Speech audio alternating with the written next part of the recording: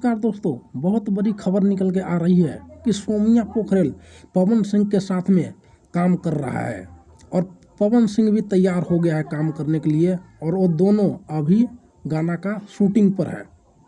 तो ये कैसे हो सकता है दोस्तों, जो सौम्या पोखरेल था वो पवन सिंह का पहले नाम तक भी नहीं जानता था और अभी के डेट में उसके साथ में गाना का शूटिंग पर है। तो आप लोग दोस्तों कमेंट कीजिएगा कि उसके साथ में गाना आ रहा है सही है कि गलत है। कमेंट कीजिएगा दोस्तों और साथ ही साथ हमारा चैनल को भी सब्सक्राइब कीजिएगा कि ताकि आप सबको मैं अच्छा खबर दिखाता रहूं और वीडियो दिखाता रहूं।